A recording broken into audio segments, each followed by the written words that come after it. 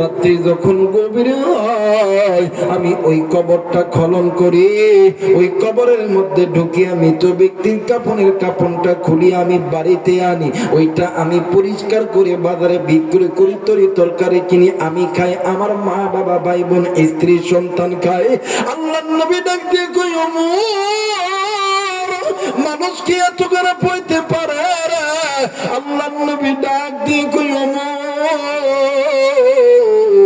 মানুষ কি এত খারাপ হইতে পারে? যুবক ডাক দিয়ে কই নবী গো, এইটা তো আমার দৈনন্দিনের গুনাহের ফল, কিন্তু নবী গো আমি এর চেয়ে তো বড় গুনাহ করে ফেলছি গো নবীজি। আল্লাহর নবী ডাক দিয়ে কই যাবি, তুমি বলো না তুমি কি গুনাহ করছো রে যাবে?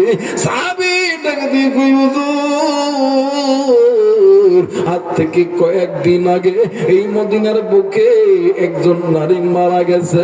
ওগো নবীজি,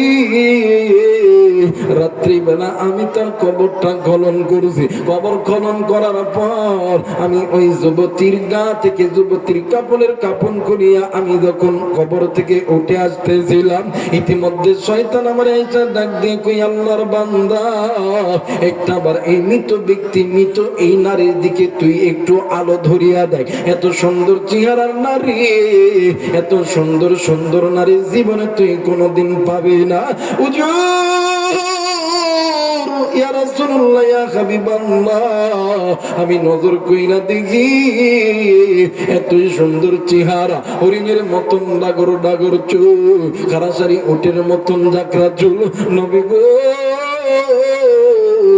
আমি আমার নফসকে কন্ট্রোল করতে পারি নাই, আমি ওই যুবতীর সঙ্গে আমি আমার কামচরিত্র পালন করছি।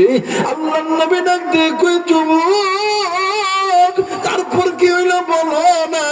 যুবক ডাক দিয়ে কই হুজুর, আমি কামচরিত্র পালন করার পর আমি যখন কবর থেকে যখন উঠে আসতেছিলাম, কে যেন মহিলার আওয়াজে ডাক দিয়ে কই আল্লাহর বান্দারে, তুই এটা কি করলি?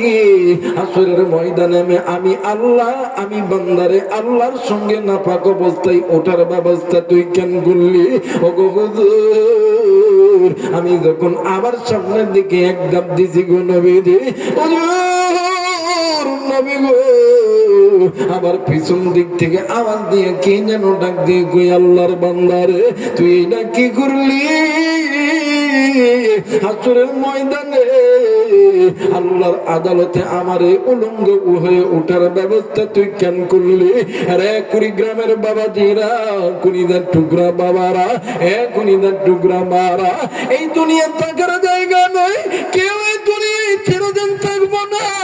এই দুনিয়ার জমিনে আপনার আমার মা ছিল নাই, আপনার আমার বাবা ছিল নাই, আপনার আমার বন্ধু বান্ধব ছিল না।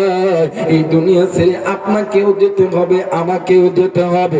আল্লাহ বলেন কুল্লু নাফসিন যায়িকাতুল মাউত, মৃত্যুর স্বাদ একদিন না একদিন সকলকে ভোগ করতে হবে।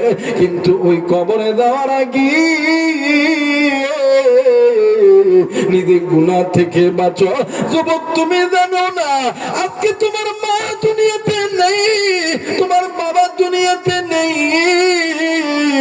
ওই কবরের ভিতর থেকে তোমার আমার মা, আমি আলেমের আওয়াজ শুনিয়ে ডাক দিই কই বেটা রে, আজকে তুই আলেমের কথা শুনলে বেটা শোন, আলেমের হাতের সঙ্গে একটু দোয়া কররে বেটা।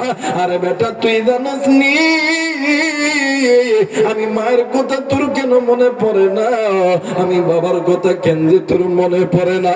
আরে বেটা তুই জানোস না আমি মা আর বাবা তোর জন্য কি না করি নাই রে বাবা, আমি মা আর বাবা তোর জন্য কি না করি নাই।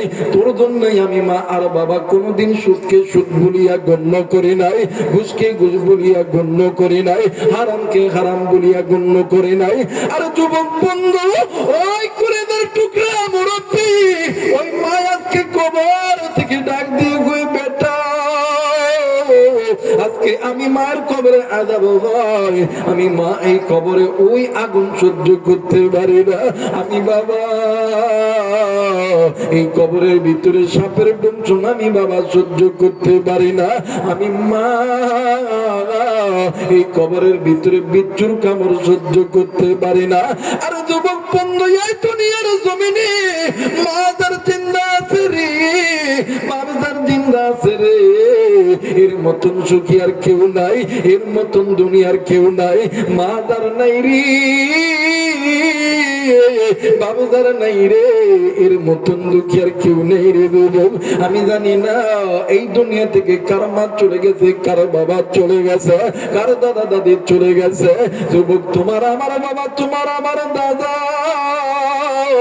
তোমার আমার দাদি গুনাহ লইয়া কবরে গেছে রে বাবা।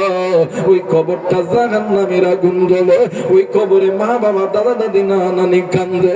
ওই মা বাবা দাদা দাদি নানা নানির জন্য কোন কোন নেককার সন্তান দোয়া কইরা বাড়িতে যাবা, দুই হাত উঁচু করিয়া আল্লাহরে দেখাও। আল্লাহ তুমি নজর কইরা দেখো, আল্লাহ তুমি এই নেককার সন্তানের হাতগুলোকে আল্লাহ তুমি কবুল করে নাও। জোরে জোরে বলেন আমিন, আরেকবার বলেন আমিন। মুসলমান বন্ধুরে, এই দুনিয়া থেকে তোমার আমার বাবা গুনাহ লইয়া গেছে খবর আমি জানি না, মা গুনাহ লইয়া গেছে খবর কিন্তু আপনি আমি জানি না। কিন্তু আপনি আমি সন্তান হইয়া ওই মায়ের দয়া কেন বুঝি না?